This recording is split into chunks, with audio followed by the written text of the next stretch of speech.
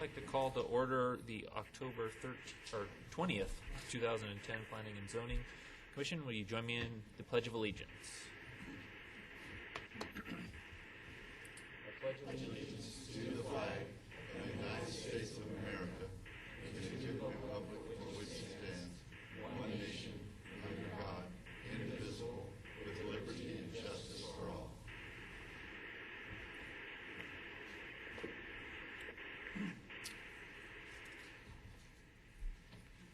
Right. Can we have the clerk note tonight's attendance of commission members? Can I have a motion for approval of the minutes from the last meeting?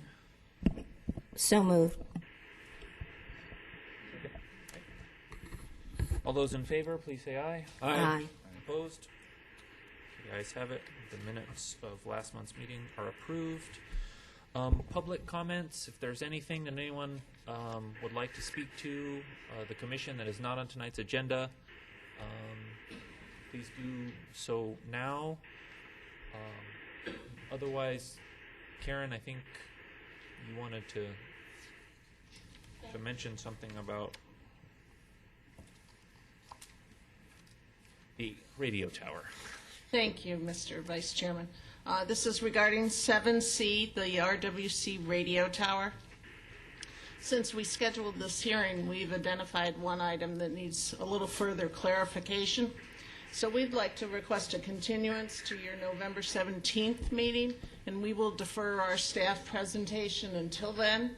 However, if there are some members of the audience who are here to speak tonight, and I think there are, if with the commission's indulgence, if you could hear them now, we would certainly appreciate it, and then a vote on the continuance.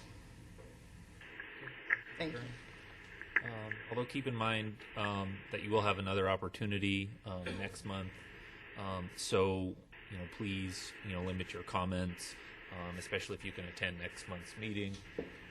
For those who can't, we will take your testimony tonight. Ex parte communication? No. Right. Thank you. Then on to new business. I will open the public hearing for case 10-210-00002, the Sierra Vista Foothills PAD amendment.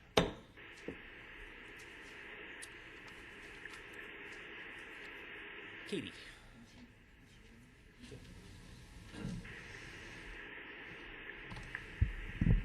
Thank you, Chairman Locks and members of the Commission.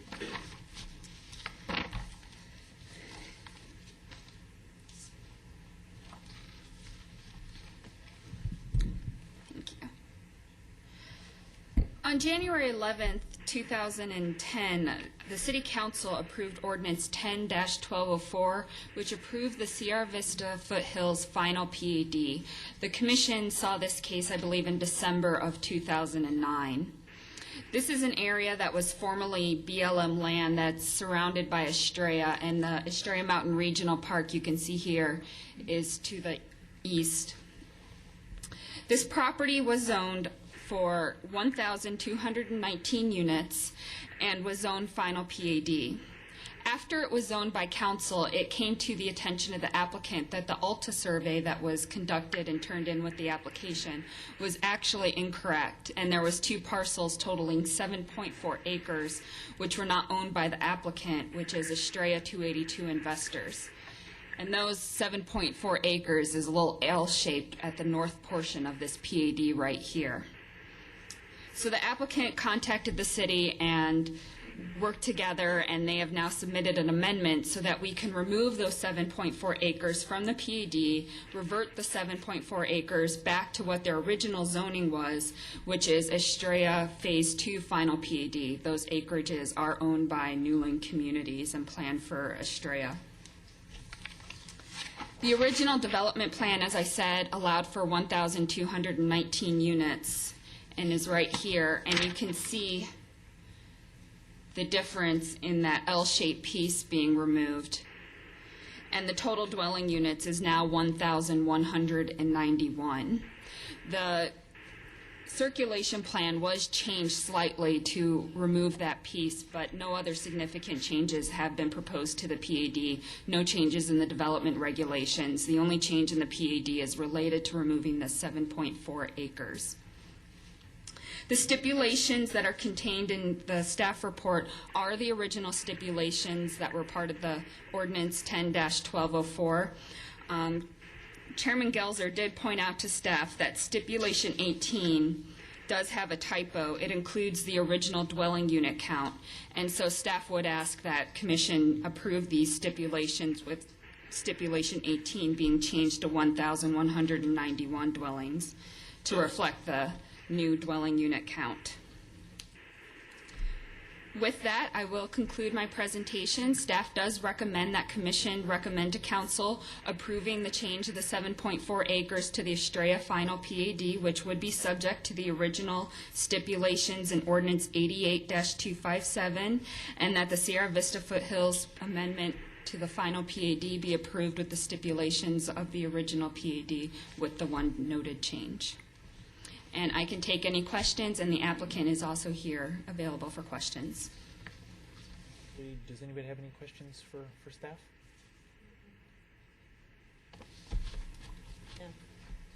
I have a question, Katie. Since we're moving the 7.4 acres from one to another, does the Newland Community PAD, will we have to see that again to add that back? Thank you, Chairman Locks. No, we will not need to see that PAD. We will just revert the zoning back, and it won't affect that PAD zoning at all.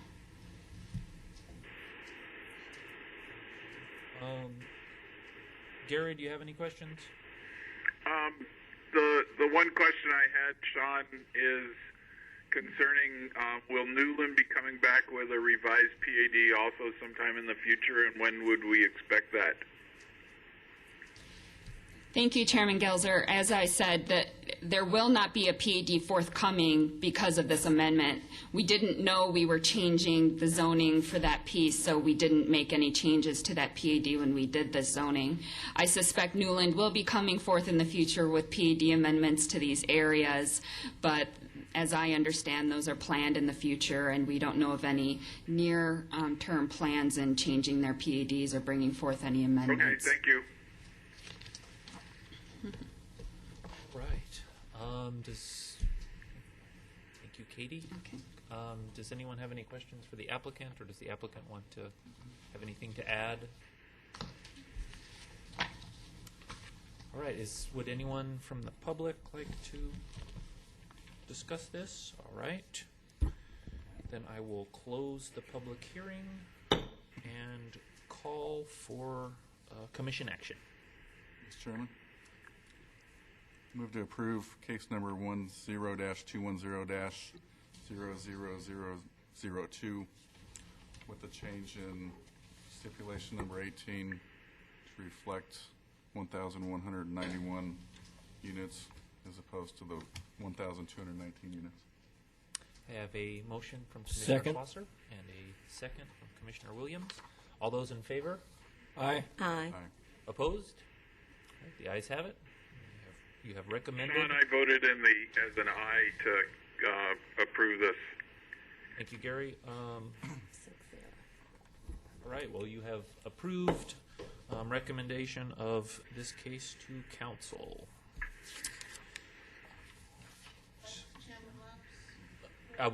Yes.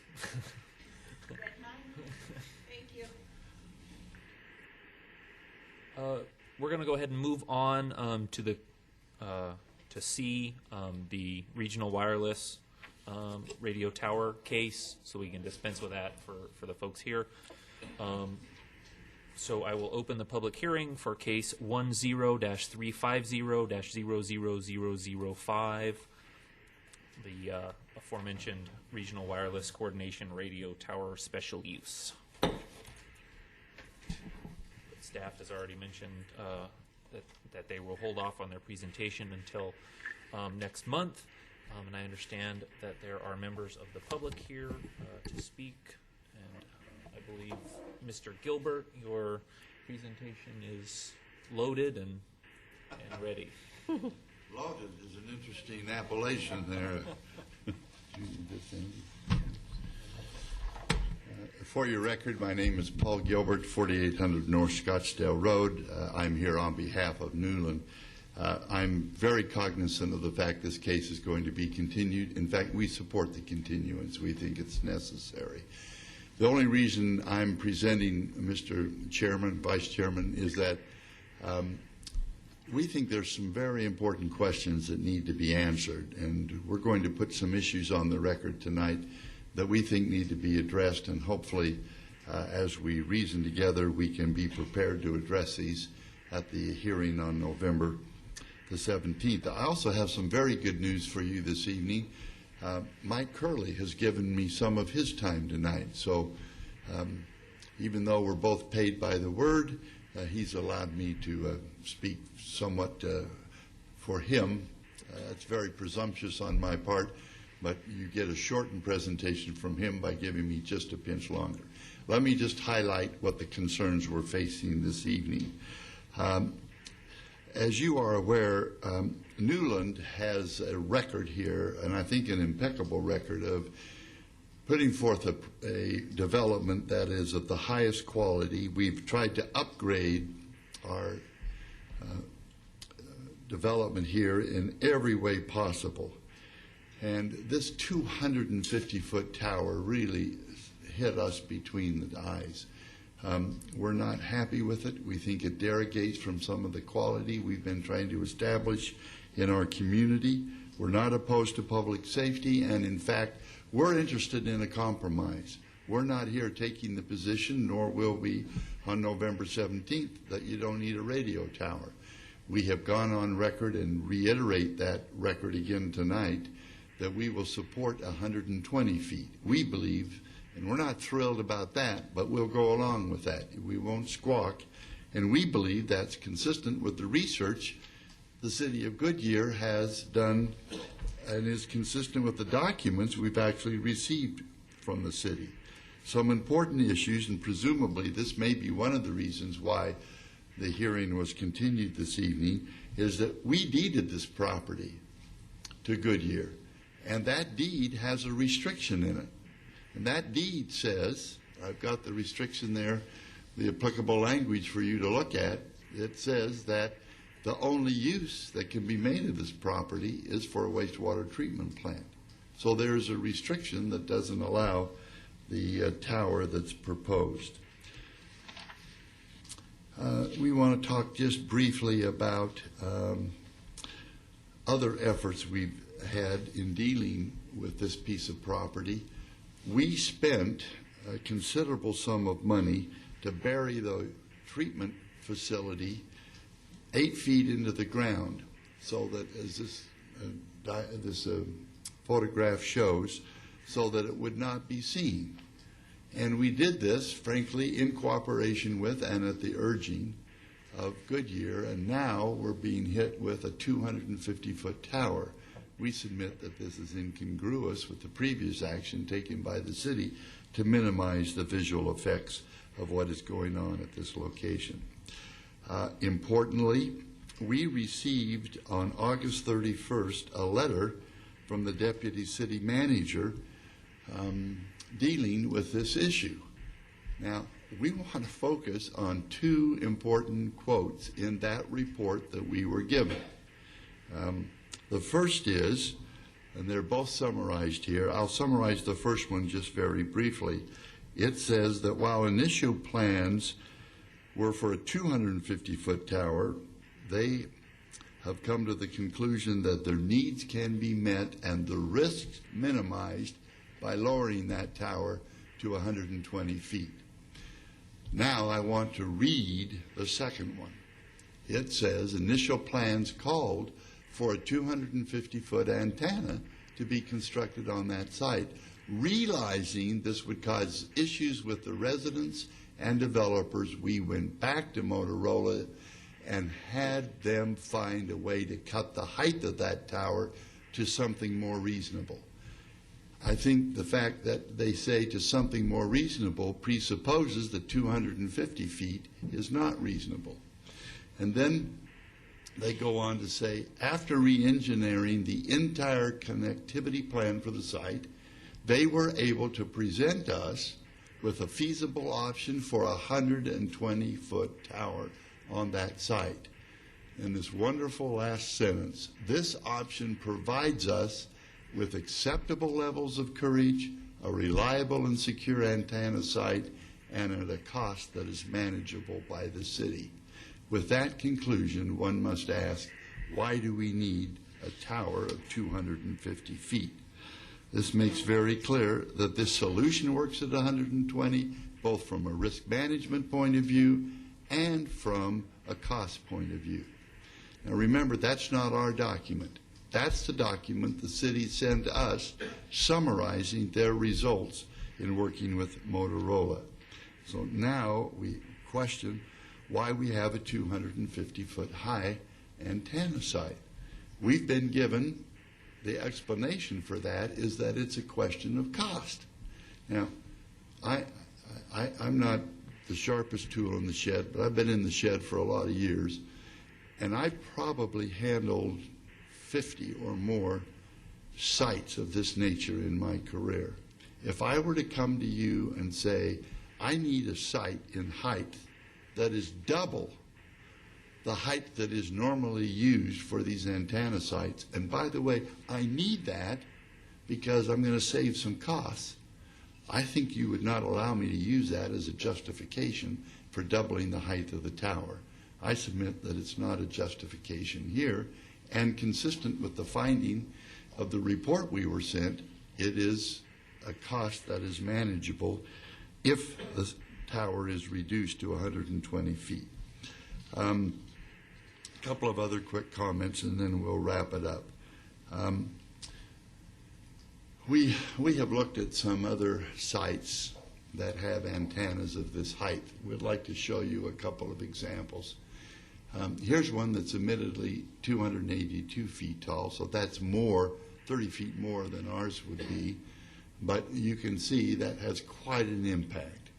Then there's another one on Van Buren, just west of 67th Avenue. Look at the effect that has, and this one is 254 feet, so it's 4 feet higher, but look at the impact that has from 3/4 of a mile away and from 1/4 of a mile away. Not only do you have that tower, but FAA regulations require on anything that's over 200 feet, it has a light on the top. So you've got the light beaming at night, and you've got this scenario of what you'll see during the day. A couple of more points, and then I'll wrap it up. And thank you for your patience. The staff makes a very accurate statement that only 2 people showed up at the neighborhood meeting. Well, we were quite surprised at that, because a 250-foot tower normally generates more than a modicum of concern and opposition. I think we've discovered why. The public notice for the citizen review meeting said that it would only be a 120-foot high tower, when in fact it was 250. Now, in fairness to the 2 people that showed up at the hearing, they were told it was 250. But we wonder how many people would have come to the meeting had they known it was a 250-foot tower rather than the 120. So, in summary, we think there's a lot of questions that have not been satisfactorily answered that need to be addressed. On the other hand, we want Goodyear to know, and we made this clear in prior correspondence and meetings, we want to work with the city. You need to work with us because of the deed restriction problem. But we want to work with the city, and we are willing, and do say so on the record tonight, that we'll work with the city to try to work a solution. But that solution of 250 feet will not be acceptable to us. Thank you for your patience and letting me just put on the record and perhaps some issues that maybe can be addressed more fully when we meet again on the 17th. Be happy to answer any questions that you have. Thank you, Mr. Gilbert. Does anyone have any questions? Okay. Thank you very much. The other individual, Mr. Curley, who has signed up to speak. Before you start, if there's anybody else who wants to to speak before the commission, if you'd fill out one of these cards and get it to the clerk, that would be great. Mr. Chairman, members of the Commission, for your record, my name is Mike Curley. My address is 3101 North Central. After listening to Mr. Gilbert's presentation, I can understand why he charges by the word. I'm going to be very brief here. I'm representing Canamea, which is immediately adjacent to the intended location. We support the continuous. We appreciate the opportunity to continue working with staff. Again, similar to Mr. Gilbert, we recognize there's a need for emergency services in this area, and we appreciate that there's some real difficulties that the staff is working with. Like any property owner, we prefer it not to be in our backyard. It's actually planned to be directly across the street from our site. We prefer it not to be in our backyard, but we recognize that there needs to be something there. Like Mr. Gilbert, while we prefer that not be there, we were willing to accept 120 feet for all the reasons that Mr. Gilbert just indicated. The 250 feet is a difficult pill to swallow, so we're hopeful that through this continuance and additional discussions with staff that we'll be able to work out a compromise. Thank you. Does anyone have any questions for Mr. Curley? All right, thank you. Is there anyone else who wants to speak on this case tonight? All right. With that, I will close the public hearing, and I will ask for a commission action.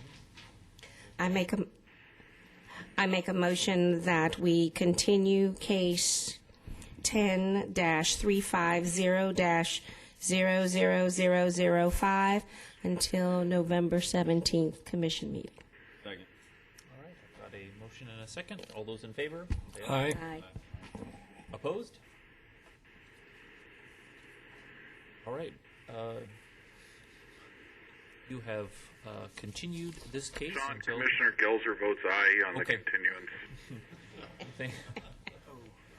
Lag over the phone. All right. The ayes appear to have it and do have it. You have continued this case until next month's meeting. Mr. Vice Chairman, over here. Could you clarify who seconded the motion? Oh, Commissioner Peters.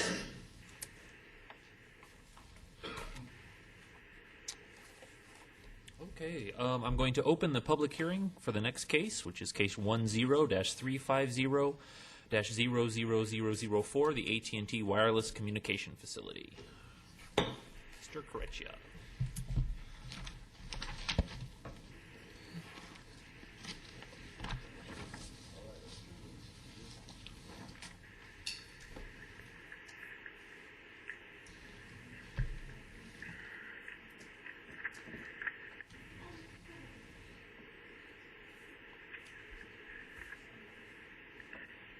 Okay, thank you, Mr. Vice Chairman, Commission members. This is a special use for an AT&T wireless communication facility. Property is about 6.1 acres, located west of Saraville, south of McDowell, along the south side of the RID Canal. This is the 6.1 acre subject property. It's owned by Liberty Water Company. Right now they have a sanitary sewer lift station right here. Plans for the property include a water reclamation facility. The tower is proposed right here in this southwest corner of the property. And the rest of the site is, all of this property is within the Palm Valley PAD Phase 8. Surrounding zoning here to the east and to the west is mixed-use commercial. To the south we have I-10, and then residential uses within Canyon Trails. To the north of the site, across McDowell Road, is Pebble Creek Community and Palm Valley. The nearest wireless communication facility, the nearest standalone tower, is about a mile to the west on Cotton Lane. That's a 65-foot tall monopalm operated by T-Mobile. This proposal is for a 65-foot tall monopole.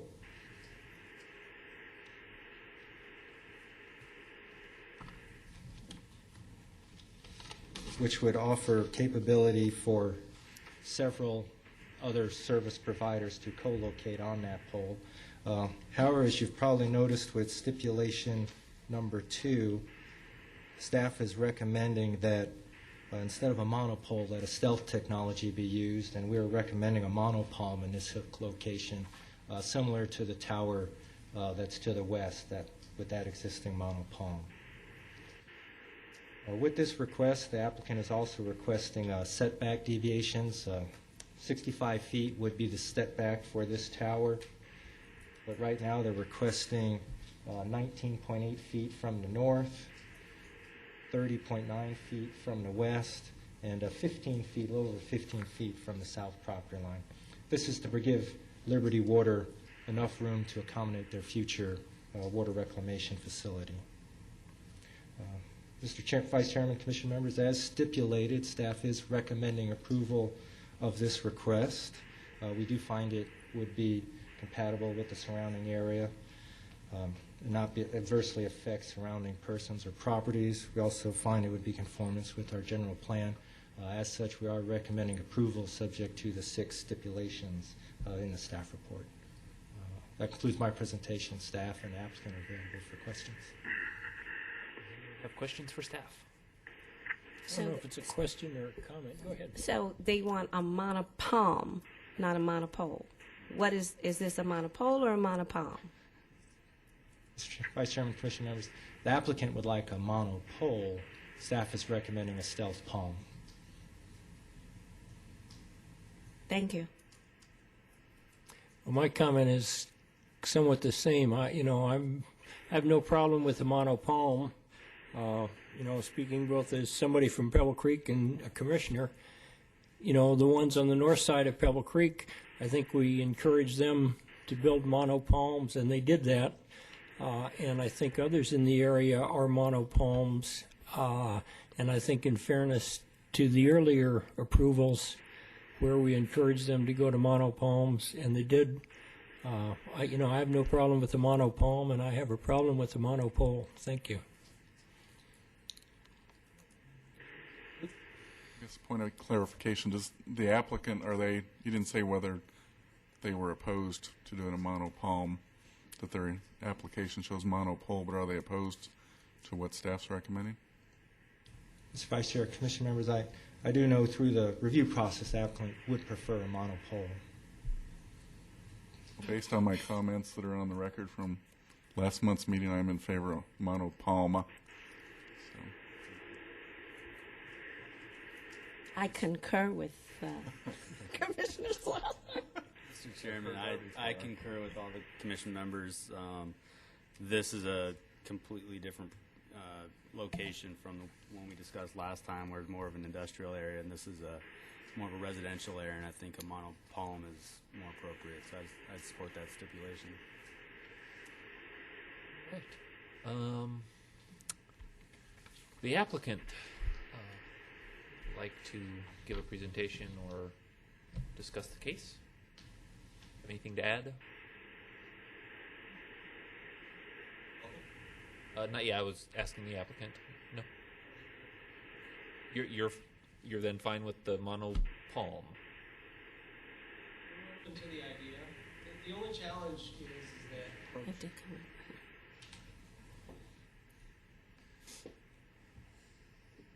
Just say your name and address for the record, please. my name is Pat Sweetser. I'm here on behalf of Liberty Water Company. We're open to the idea of a monopalm. The only challenge is that one of the ideas that we've talked about with Liberty Water is the fact that they want to put their AMI SCADA equipment on the pole as well, which allows them shortwave access to radio communications.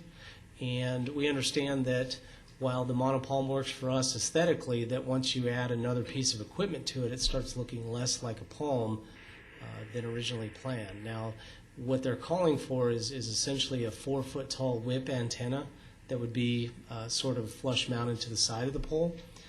But should that technology change and they need to put additional antennas on, again, it becomes a little less like a monopalm than originally designed.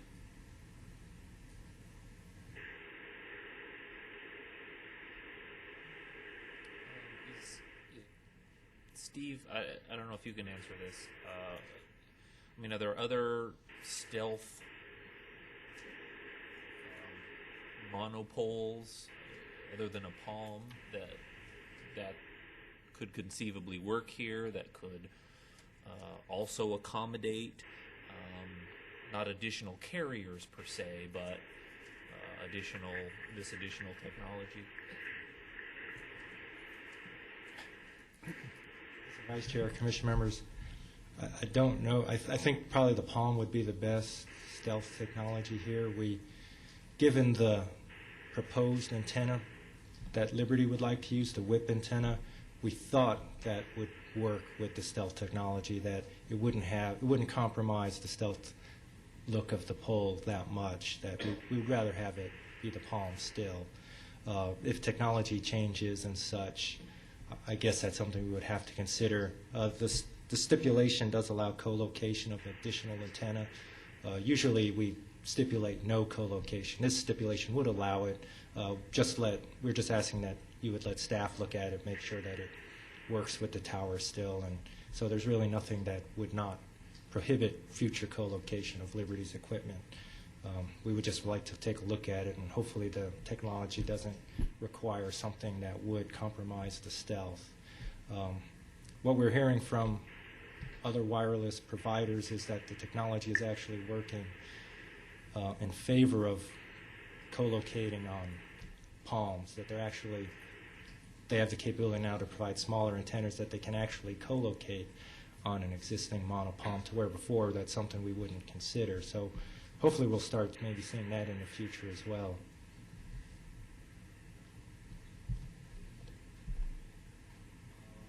All right. Thank you. Members of the public, is there anyone who would like to? You let him go first. Oh, Councilman Cavalier, is that his? I'm Alan Prob, my wife Kate. Would you mind coming up to the podium and stating your name and address for the record, please? Yes. Alan Krob, KROB. We are on Almeria Road, which runs parallel to McDowell. And we would be, as I'm seeing the schematic, looking right out to the structure. We have two questions. One, we would definitely support the palm structure versus pole. And the second question was, would there have been any consideration of moving this further west, more toward the prison? Thank you. Joe, I don't know, or Steve, I don't know if you want to answer that. Well, the applicant could probably address better why this site was selected in terms of where it fits within their system. It also it is likely that the site was selected because Liberty Water was probably easier to deal with than a private landowner, and actually saw some benefit of having it on the property. So it's always, I imagine it's a possibility that it could be moved elsewhere. Like I said, the applicant can maybe elaborate more on that, but I think there were probably some factors that drove it to this location. I believe one of the other advantages is the area to the south. There will be drainage or frontage road for I-10, so it serves as a kind of a good neighbor to that property in terms of impacts. But again, I would defer to the applicant to answer maybe a little more in detail. Or if you want to address sort of the decision for the location. Absolutely, happy to do so. The original target area for this site was further to the north. As we're seeing, as more people get away from having home phone lines and are using strictly wireless, in addition to the capabilities that the phones have now with data, internet, email, etc., we're seeing a surge in residential areas for the need for this type of service. We essentially flushed out 6 other options to the north of this area in the residential area that feasibly just didn't work, whether it was from a resident perspective or from a available opportunity perspective.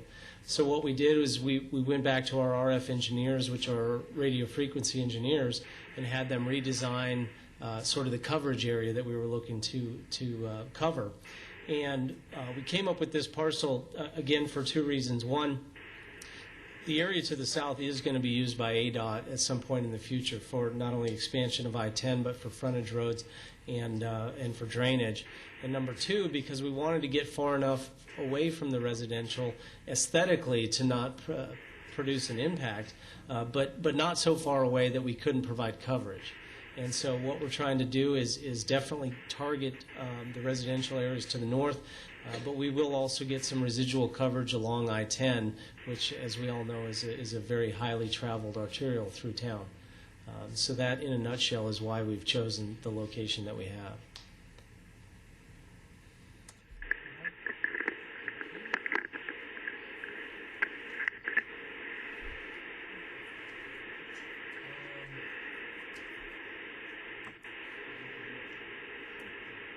I'd like to expand on what he just said in the future with increased residential use. And like I stated in last month's meeting, that for us to start approving monopoles as opposed to monopalms, I think that's just sets a very bad precedent for the city. And I would prefer seeing clusters of these monopalms, or spread out, or whatever the distance is, as opposed to these monopalms. Just because it's a great technology, and I think we should capitalize on that. Anyone else from the public like to speak to this case? All right, with that, I will close the public hearing, and I will call for commission action. Mr. Chairman, I move we recommend approval of case number 10-350-00004 with stipulations, including stipulation number 2 that requires a stealth monopalm. Got a motion from Commissioner Williams. I'll second. And a second from Commissioner Miller. All right, you've heard the motion. All those in favor say aye. Aye. All opposed? Commissioner Gelser, how? Sean, could you read the motion for me? Are we voting for a monopole or a monopalm? Is a monopalm. If we're voting, I will cast my vote in favor of the monopalm. Right. All right. The ayes appear to have it, do have it, and so ordered. You have approved case 10-350-0004. Right, and on to the last case, and thank you for coming, and we'll now move on to the last case. I'll open the public hearing for case 10-220-00003, the amendment to Article 7 of the zoning ordinance regarding temporary signs. Good evening, Mr. Vice Chairman, Commission members. I'm prepared to go through a little presentation here, but I think I'll move as quickly as I can in the interest of time. The issue of temporary signs came up recently, and we held a work session with the City Council. With them, we reviewed the existing regulations. We did a report on enforcement efforts. We reviewed the practices of other cities, and we discussed the possible changes to the sign regulations. Just to kind of recap briefly what the current regulations allow, in terms of permanent signs, typically it's one sign per each side of the building, 1 square foot per front building face, and a half of that on the sides of the building, and with a maximum aggregate square footage of 200 square feet. So it's a fairly strict standard, but I think it's lent to the appearance that we have throughout the community. The freestanding signs, usually on an individual parcel, it's limited to 1 32 square foot sign, 8 feet high. It has to be in a monument type style, not a pole type style. If the business could also have, if it's a multi-tenant business, then they can have a multi-tenant identification sign, 1 per 330 feet of frontage and 48 square feet maximum area and 8 feet high. In addition to the permanent signs, so there's always a demand or desire to have temporary signs. And considering that they're temporary in nature, they can use window signs as long as they don't occupy more than 25% of the total window area. They can use sign walkers. That was something that we were required to allow or were prohibited from prohibiting by the state legislature. So those, you'll see those on occasion. Real estate for sale signs, garage sale signs, those are kind of typical temporary type signs that you'll see around. And then for businesses, we have two categories. We have temporary signs for grand openings and then temporary signs for special promotions. The grand opening currently is one 48-square-foot banner per street frontage, 30 days from the opening. And then on a special promotion, it's the same size banner, one per street frontage, for a period of 10 days, and then they can do it again in the same year as long as there's 30 days between display periods. Additional provisions or standards, the displays are not supposed to be animated, they're not supposed to be illuminated as far as the temporary signs go. The pennant or banner display is supposed to stay below the roof line. Balloons and inflatable devices are allowed as part of these types of events, but they're required to be tethered. And in the instance where they use a big balloon and they want to have it up in the air, they're not supposed to exceed the maximum building height of the zoning district in which they're located. So it can be above the building height because typically most buildings don't go to the max. So the balloon actually goes above the building height, but it has to not exceed the zoning district height. Prohibited temporary signs are signs on utility poles, street lights. So, I mean, we see them occasionally. People slap them up, but those aren't legal signs. Signs on public property or right-of-way other than your street signs and traffic control signs, which aren't temporary anyway. Off-site signs, roof signs, portable signs, including A-frame signs, except as otherwise allowed in Article 7.9, which is the temporary sign section. In terms of enforcement efforts, the most common violations tend to be signs in the public right-of-way or attached to a utility pole, although we still see bandit signs, the little cardboard or plasticized signs that are on wire legs. They're not allowed, but they still seem to pop up. Garage and yard sale signs often are not in the right location. We have seen a lot of A-frame signs as a sign that seems to be gaining in popularity, and wind sale signs. For signs in public right-of-way, the code compliance officers have the authority to remove and confiscate the sign. On private property, they work through enforcement by contacting the owner and directing it to be removed and citing if necessary. This is some of the things that we're seeing around town right now. These are bandit-type signs that are located in a parking lot, in a median or in a landscape island. Here's some more bandit signs, advertising flu shots, it looks like. A-frame signs where the A-frame signs are placed out near the driveway as opposed to being up next to the building. Here's another instance where there's a combination of A-frames and bandits in the parking area. The flying banner signs, this is a good example of flying banners. This is actually in Avondale. This is the south side of Van Buren. And then multiple banner signs. This actually exceeds what is normally allowed, and so that would not typically be the case. We did a review of other valley cities specifically with respect to certain temporary signs. For the most part, with respect to the A-frames, there are a lot of communities that basically don't allow them at all. Avondale, Buckeye do allow them with a permit. Gilbert does allow them also with a permit.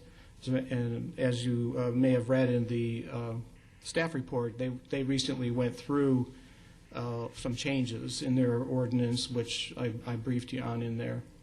Tempe allows A-frame signs within 3 feet of the building and 10 feet of the front entrance, which is kind of keeping with the character of an A-frame sign being more pedestrian-oriented because of the size of the copy. I mean, you can see and read it when it's placed out by the street or driveways. Depending on the speed of the traffic, may not be all that legible. Gilbert did recently revise their sign regulations to allow more A-frame and flying banner signs for businesses, particularly less than 10,000 square feet. The issue they were trying to address was the notion that businesses moved into new shopping centers, the anchors went out of business, and therefore they had trouble, they couldn't feed off the business that was coming to the large anchor, and so they felt they needed to get some exposure further out. So in that case, they allowed up to 3 A-frame or flying banner signs with one out at the street, and then they limited them to certain areas that are square footages as listed there. The sign regulations, they promote public safety and welfare by ensuring safe placement of appropriate signage while trying to maintain the balance between business identification and high quality appearance. Temporary signs are allowed for a specific purpose and not intended to be permanent, and businesses desire street exposure, but sometimes when they're located in flex industrial developments, they lack exposure. Many times they don't have multi-tenant signage. There are instances where we have seen businesses that feel like they don't have enough exposure and signage, but they either don't have enough multi-tenant identification signs or they don't have any at all. And that was by choice by the developer, not necessarily required by the city. Current provisions already allow temporary signs to be displayed for a total of 90 days per year. So if you take the 10 days up, 20 days, 30 days down, kind of work that out, that adds up to about a total of 90 days out of the year. But they seem to feel that, some businesses seem to feel that that's not long enough. There was some discussion in relation to the changes that Gilbert undertook, that they wanted to do it on a trial basis for a period of 2 years, and they were going to have the ordinance like automatically sunset, but then they changed it and then they actually put it in place for 2 years with the idea that they'll come back within 2 years and reassess it. I have expressed some concerns about a potential Prop 207 challenge of taking something away once you put it in. The city attorney seems to feel that that is not as a serious concern, because especially if you establish the time period up front. So that is something to consider. The amendments that we have basically proposed, I'd like to go over them, and if they're outlined in the staff report starting on page 6. But the first change that we've recommended is that right now a business is really only allowed to have one banner sign per street frontage, and what we're proposing is that there be allowed to have one on each side of the building. So that would be actually an increase of the number of temporary signs. However, if they display it on a street frontage, they have to have it either on the building or in a freestanding display, but not both. They have to pick. They would have to pick either or. The second is the current code allows other displays. Those are the terminology that's used without really distinguishing what is constituted in the other displays. So to help clarify that, we indicated that for special promotions, they can have balloons and inflatable signs, but we exclude streamers and pennants, but that's what they could use during a grand opening event. The term searchlights was noted in the standards, that searchlights would be allowed, but it wasn't very clear for what period of time or duration. So we clarified that they could be used in grand opening events for a period of 3 days, and provided it doesn't interfere with air traffic. We are recommending that the amount of time the temporary signs may be displayed for grand openings be extended from 30 days to 60 days. It's currently capped at a maximum of 30 right now. We are talking about proposing the special promotion signs extending from 10 days to 20 days, and allowing a provision that the if there's more than one business in a multi-tenant center, that the zoning administrator would have the ability to allow additional signage if based on the size of the site and the number of signs that are being displayed. And we also added a statement to make it clear that temporary signs like flying banners and animated inflatable signs are prohibited. That they are prohibited. Then last two are that we would allow businesses to display one A-frame sign per business, but restrict it in a manner that, similar to what Tempe does, is that it would need to be close to the building and close to the entrance and not displayed out in the parking lot or out on the street. And then the last one that we initially proposed was to amend the residential kiosk sign program to allow the use of unused panels by businesses. Currently, we have 39 of these signs distributed out throughout the community. The occupancy on it right now is about at 50%, and so there are vacant panels available, primarily due to the downturn in the economy. The occupancy used to be a lot higher, probably closer to 80%. So this could be an opportunity for a business to advertise and direct traffic to its business, while at the same time it would increase the occupancy of our signs that the city derives some revenue from. So we felt like that would be a potential win-win situation. Lastly, I do want to point out that we are proposing one additional amendment, and this kind of came up at just within the last couple of days. As you know, the city has been talking about pursuing a digital marquee sign, potentially displaying such a sign along I-10 on a piece of city property, one or more pieces of city property. And that process has been moving along, and we're currently in the midst of negotiating a potential license for such a use, and it was discussed that change in our regulations might be appropriate to provide specific language in the sign regulations regarding that type of sign. So Ms. Brooks passed out a revised language on the proposed amendments to the sign code pertaining to digital marquee signs. And basically all it says is that a digital marquee sign is not, by definition, would not be considered an off-site sign, and it would be allowed provided the city council deems it's in the city's best interest and promotes a public purpose, and that they would do it through a license agreement. Lastly, I do need to mention that we received comments first from the Arizona Multi-Housing Association, and they are asking that the provisions regarding A-frame signs include a provision to allow multifamily uses to display A-frame signs as a manner of letting people know that they have vacant units.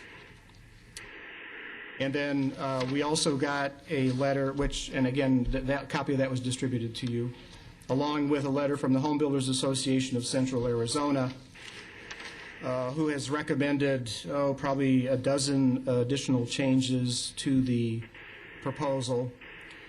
They would like to have the grand opening and special promotion signs extended to residential subdivisions. They are currently limited to commercial and industrial properties and multifamily properties. Single-family subdivisions are excluded. They are asking that we consider allowing residential subdivisions 2 A-frame signs per entrance. They are asking that the sign allotment of 2 signs be allowed at or at least 1 for each subdivision entrance. They're asking that the signs be allowed to remain until all lots are sold instead of 95%, which it currently says in the code. They did raise a question that if kiosk signs are used for businesses, what would be the process if another builder would like to get on the sign, and we would have protocols in place when we enter a contract with a business that they know that residential subdivisions have preference, and that they could be displaced from the sign if there's a builder that needs to get on the sign, because the primary purpose is for displaying residential subdivisions. They suggested that the residential kiosk signs be allowed to have mileage to the added as part of the content that we display. That actually is a good idea that probably could be accommodated. Subdivision identification flags, they would like to have that changed to 4 flags per model home. Currently is, I think it's 6 flags per model home complex, so that would be an increase. They're asking that the residential directional signs section be revised and that we just rewrite it to allow 240 square feet of additional on-site and model home site signage. They haven't suggested exactly how that would look, only just the maximum square footage. And then the last two, one would be to allow 1 off-site sign per mile per project where there is a change in direction, provided the sign is located on property with the property owner's permission. Restrict the sign area to 32 square feet. And then the last one would be allow 15 weekend directional signs per project, that they may not be installed before 4 p.m. on Friday, must be removed by 8 a.m. on the following Monday, except when a legal holiday occurs, etc. So it sounds like a request to reinstitute the use of directional signs that was intended to be displaced by the residential kiosk sign. So with all that said, we are recommending that the Commission consider forwarding a recommendation to the City Council to approve the changes as written, with the additional change for the proposed amendment related to the digital marquee signs that we've presented to you tonight. And with that, I'll stand for any questions. Does any commission member have questions for Mr. Schultz? Comment. You know, I guess if the driving force behind this is really to provide businesses greater opportunity to advertise their business in light of the recent downturn in economic activity, I would really be in favor of having it be effective for a 2-year period with an option to renew it for 1 or 2 additional 2-year periods rather than making it a permanent change.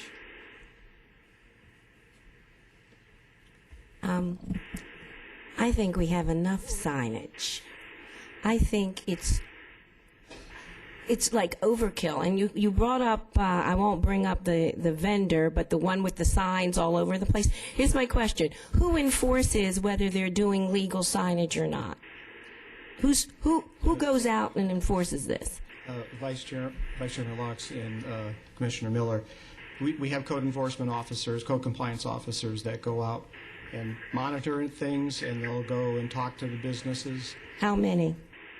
I believe there's 3. 3 for all of Goodyear? Yes. The report noted how many enforcement actions they had taken since January through June. I believe they've done an additional 48 since June or July 1st until just recently. Well, that sign that you saw, you know, that building with the big sign on everywhere, isn't it still up? Yes, I took that photograph today. So it's still there. I think we're inundated with signs, and I have gone and seen. So now let me ask you this. Are A-frames legal at this point or not? Are they within the regulations or not? The regulation as it stands right now, it's conceivable that someone could ask to display an A-frame sign as a temporary sign. But that's not how they're being used. They're being used daily. Daily. And not necessarily picked up at night. A lot of them do, but some don't. This would actually clarify it that they would be allowed, but only in certain locations, and that and this would allow the daily use, but only. But they're already doing it. So now we're going to have more people doing it, because there are people doing it now illegally, and they're still doing it day after day. So now you're going to have more of this. Needless to say, I like it just the way it is. I tend to agree with Commissioner Miller.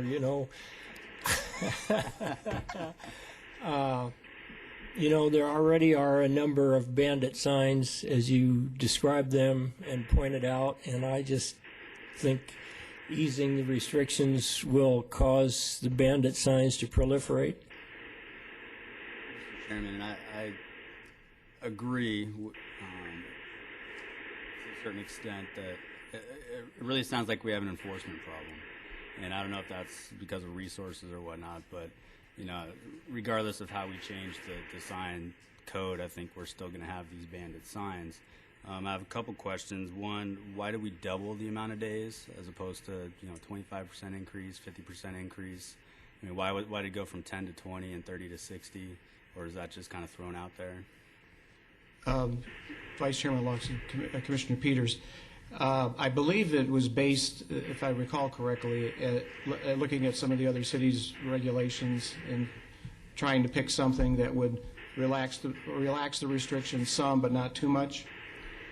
But it certainly is it's a change in policy, and if it's felt that that's too long, we did do a bit of an analysis. The longer you allow the time for them to be up, with 30 days in between, you actually reduce the number of times that the exposure can occur. So it's kind of a balance between 9 times a year at the current standard, or 7 times a year at this revised standard, but then they're up longer for each period. Okay. I'm not sure where I fall out. That explanation makes sense, but I haven't decided where I stand on doubling or just 50% increase. What I do have a concern about is the residential kiosks. I don't think, when I moved to this area, I thought that those were just kind of temporary signs that eventually would come down after build out, and I think it's a creative way to drive some revenue for the city, and of course that support business, trying to advertise and point out where their business locations are, but I'm not sure in a neighborhood or adjacent to a neighborhood is the appropriate placement for private businesses telling you to go 3 miles down the road to go to business hours. Mr. Chairman, I think I have a solution to the problem. Can they disguise all these signs in the form of palm trees? I like that. No, seriously. Make sure you put that on the record, by the way. In light of these anchor tenants going dark, the ones that come to mind are Mervyn's and Circuit City. In light of the bad economy, bad real estate market, and everything else that goes along with it, I like Commissioner Williams' idea of limiting it to however long, 2 years or whatever it is. I also agree with Commissioner Peters on these kiosks. I think it's a creative idea as well, but I think it might get sort of tacky, I guess was my impression when I saw that kiosk sign. But my overall opinion is, whatever, at this point in our economy, I think it's anything that we can figure out to do to help these retailers out and these home builders and whoever else that generates property tax revenue and sales tax revenue for the city. I think we ought to try to help them out. It helps everybody out, and as long as it's temporary, and I think that solves the problem as well. If you limit it. No. And just for the record, Mervyn's is going to be occupied, and they didn't have any extra signs up to help a new business come in. No, I just think that whatever we have, people will take advantage of it and do more than what they're supposed to do. I don't know if that's just human nature or what. So what we already have, we see how many people are regularly not complying. So now we give them more, then they'll just take more. And we'll be glutted with and the kiosks with, you're going to mix developers with Subway, McDonald's. I mean, it is to me the residential kiosk signs are tacky, would be tacky, and I think what we have is sufficient because people, first of all, 3 people can't enforce what we already have. How are they going to enforce the rest of them? I agree with that, but I think it's 2 different issues. Like Commissioner Peters said, it's more of an enforcement issue, and it is human nature. Everybody. You never make a rule you can't enforce. I agree there. It absolutely is an enforcement issue, and I would like to find a creative way to get around that. But my other comment is, allowing signs extending from 30 to 60 days, the longer they're up, the tackier and the more dilapidated they're going to get. Joe, I've got a question. On page 6, number 6 of the revisions, the proposed revisions, are the flying banners and animated signs, are those still prohibited or not prohibited? I thought you had drawn attention to that. It was that was a typo. It was supposed to be not that they are prohibited. Okay, so the word "not" should be removed. Okay.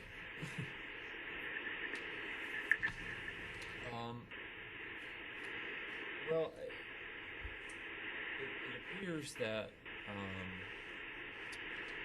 the majority of folks here seem to take issue with some of the provisions. And so I guess as far as where we go from here, are there some areas of agreement? Do we want to break this up? Do we want to? I understand. You're opposed. Commissioner Miller, I believe, is opposed regardless of Yes, of what that we is do. correct.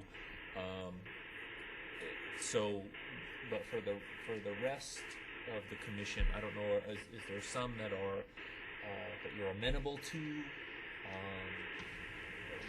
you feel comfortable recommending to the council, or should we, or do you all prefer to have put it up for a vote as it is and Chairman, what I hear is many commissioners do not like the residential kiosk idea, and what I would support is a 50% increase in the number of days for temporary signage, and 50% is a pretty significant number, and I don't know if it's this body's task to, or if it's appropriate for this body to start considering ways to ramp up enforcement.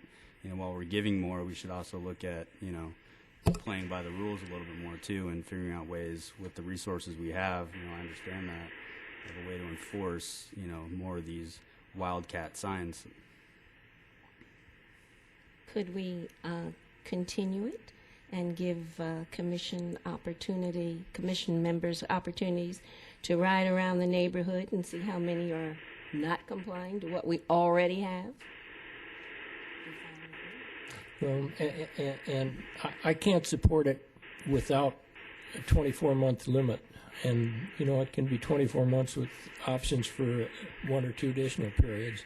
But if it's truly because of the economy, I can't support it without time limits. And then I also don't like the kiosks.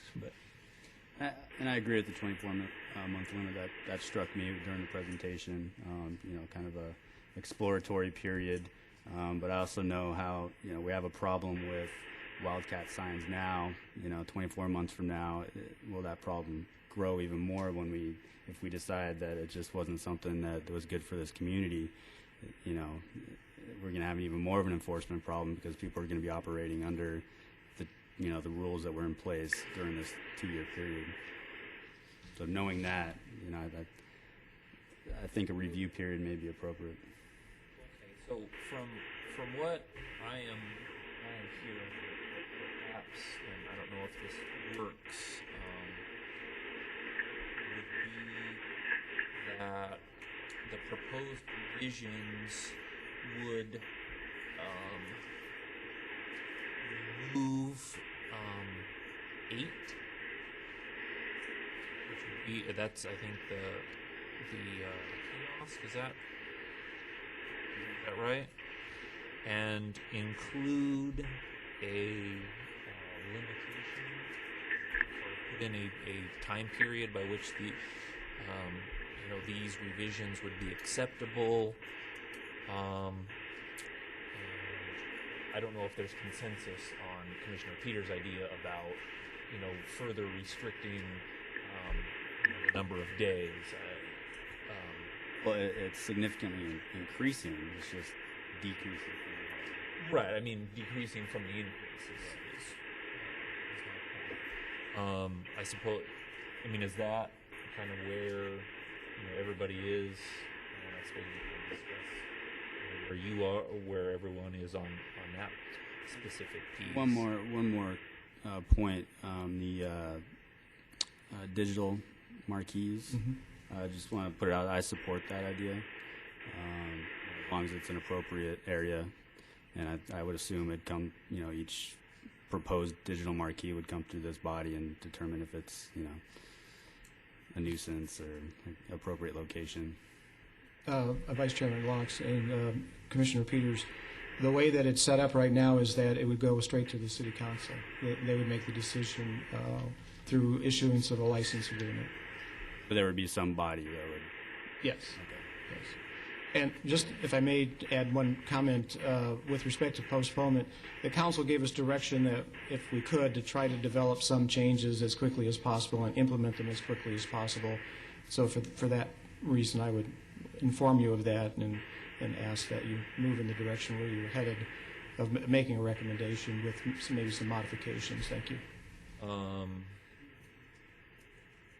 We have not, and so I wanted to sort of, we were having a relatively good discussion on some things. So I wanted to sort of keep that going. But if there's anything additional,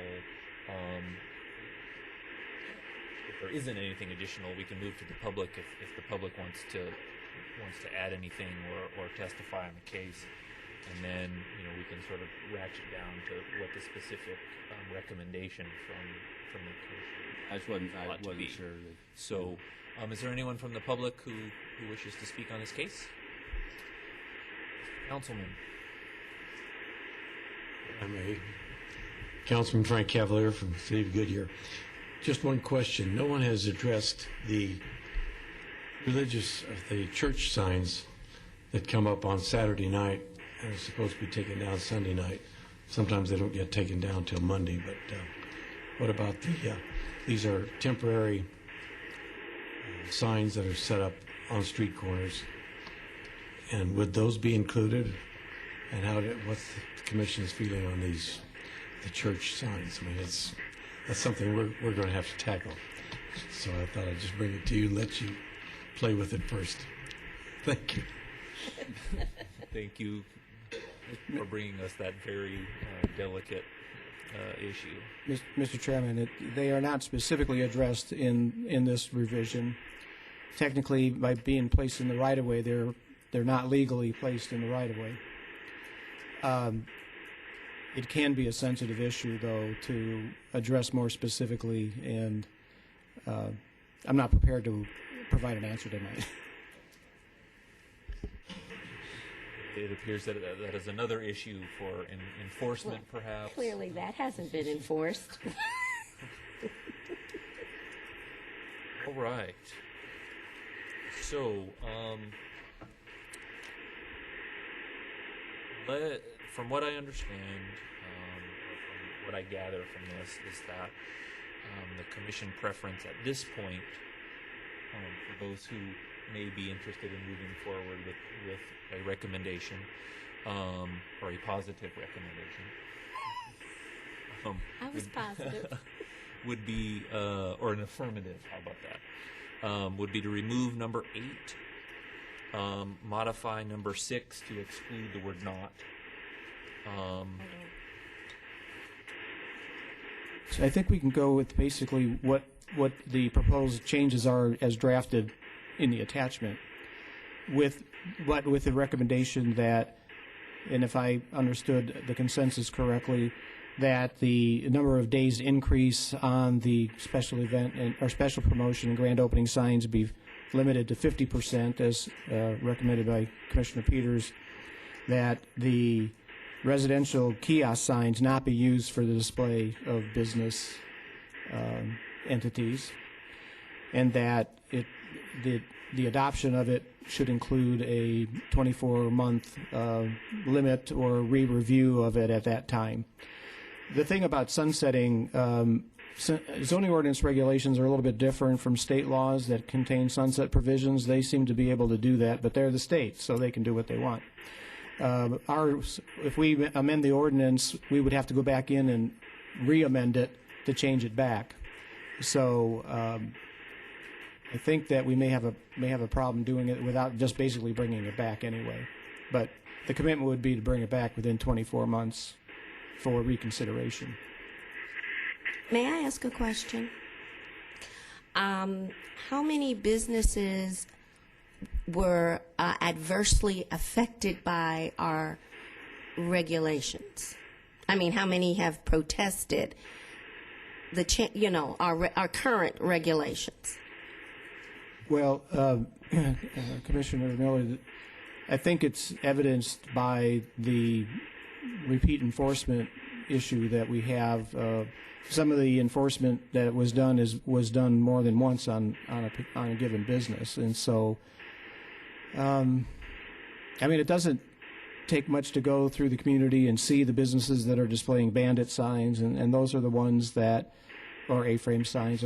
Those are the ones that would perceive it as being adversely affected by not being allowed to do something different. I understand that. I just needed to know, since we're addressing this and council's addressing this, how many businesses were adversely affected. I mean, they must have come forth. They must have said something.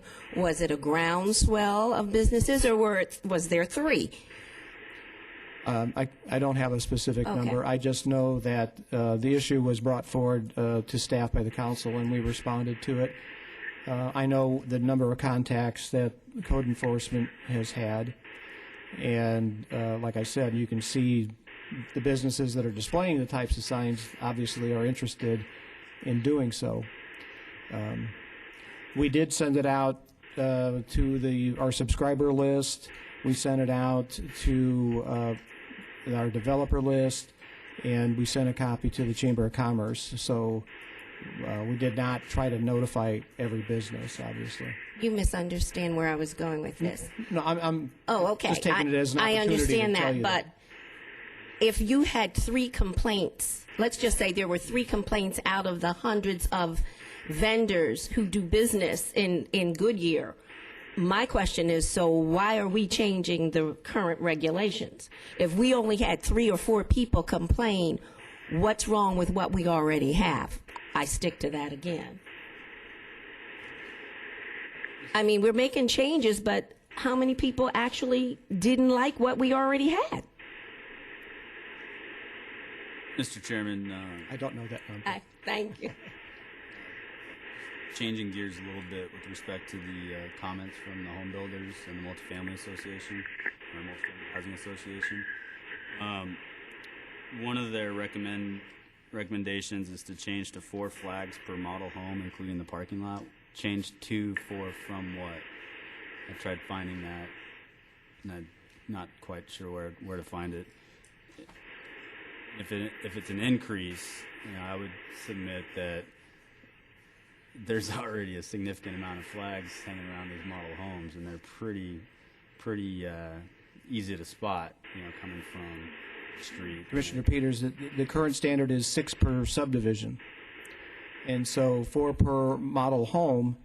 Typically, in the past, you would see 3 or 4 model homes. The builders are building fewer models. They are, I don't know, Steve, do you recall what's typical in model home? So generally, they're just doing 2 at the most right now. So effectively, it could be an increase from 6 to 8. But when you do it per model home, then if they have more model homes, then they have more flags. Well, if we do end up going with that, I would, if there's a way to craft this where if you have more than 3 model homes and it's limited to 6, so, 4 per model home, or however we craft it where we don't, have 16 flags out there, 4 model homes, and, that's a pretty drastic increase in flag coverage that I don't support. Well, another reason for a time limit is that very issue. If you only have 2 now, if 4 years from now the economy is closer to what it was 3 or 4 years ago, they're going to have 4 or 5 model homes, not 2.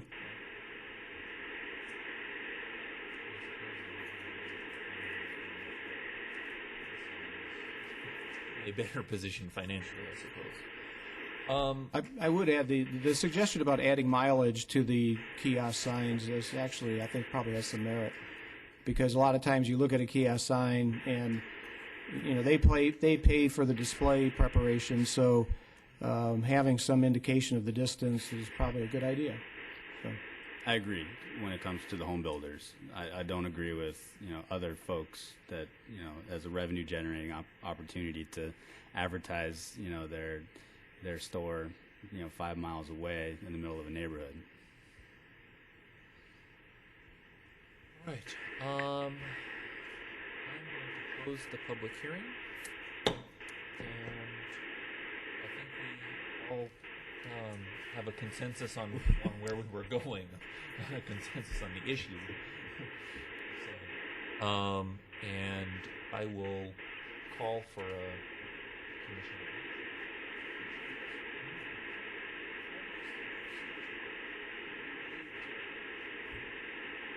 Motion to vote on this recommendation as it's written, and passes, then we're done. If it's denied, then do we have the chance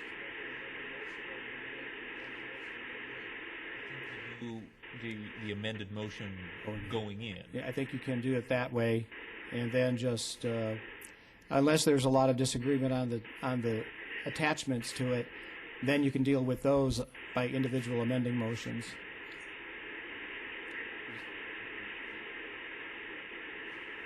Mr. Chairman, I am ready to make a motion. Okay. Well, then we can deal with it as it comes, depending on how the commission is going. So, see if I can stumble my way through this. Okay. Mr. Chairman, I move to approve case number 10220000003, removing the stipulation related, removing the residential kiosk, decreasing the number of grand opening days to 45, decreasing the number of special promotion days to 15,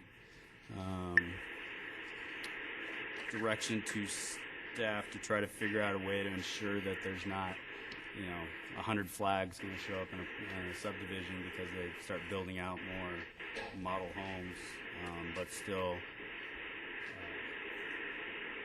sympathetic to neighborhoods that only produce 1 or 2 model homes, and a 2-year review period similar to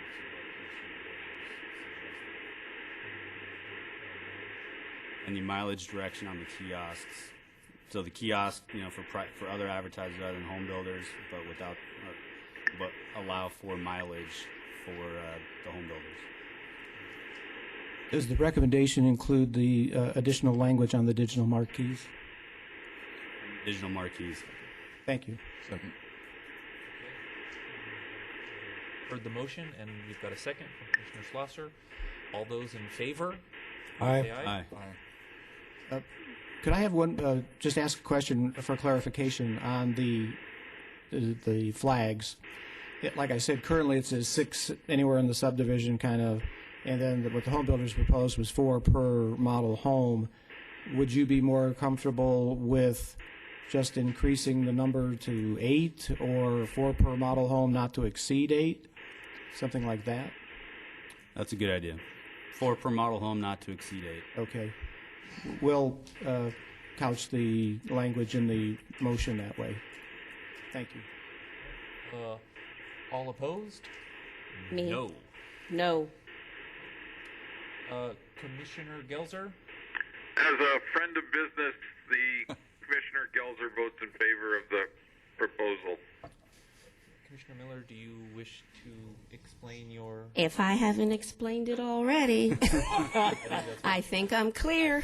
And I need to explain my negative vote. You know, while I understand that the economy, you know, is bad and that this may present an opportunity for increased traffic to affected businesses, I think that this is a dangerous precedent for us to go down because once something is given, it is never taken away. And, you know, if we want to maintain you know, the integrity and the appearance of our storefronts and our community, I just don't think that increasing the number of signs is going to do that. And so with that, I vote no, but by your vote of 4 ayes and 2 nays, you have recommended approval of this case and recommended it to council. Thank you. All right. That concludes our business. Does staff, do we have any staff communication? I just wanted to mention that the quarterly Development Advisory Forum is scheduled for tomorrow at 9 a.m. if anyone is interested in attending. And otherwise, I think that's all I have. Okay. Can I ask you a question in this? And tell me if I'm out of line and this is not. But do we want to provide staff with some guidelines or some of our opinions on the 250-foot tower? Is that appropriate? If I may answer the question, I think at this point it's probably not a good idea to discuss it without anybody that present here representing any side.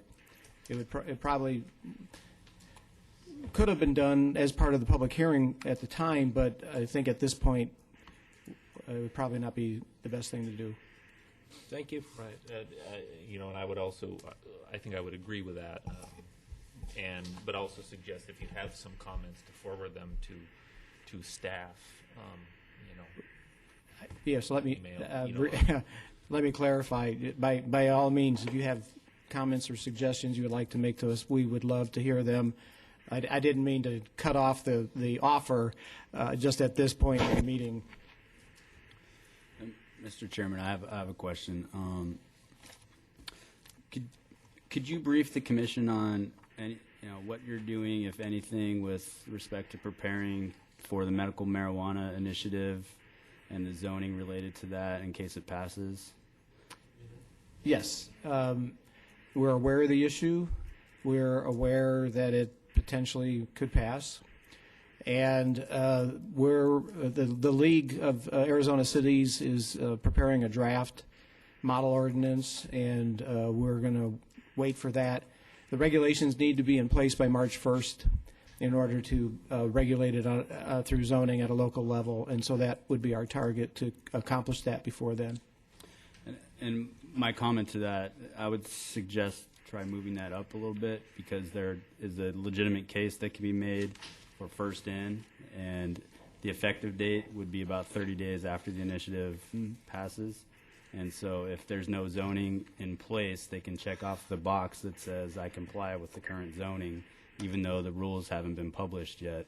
So if there's a way to expedite that, I would encourage all of us to start thinking about, how we want to implement these things into our community if it does indeed pass. A-frames and balloons.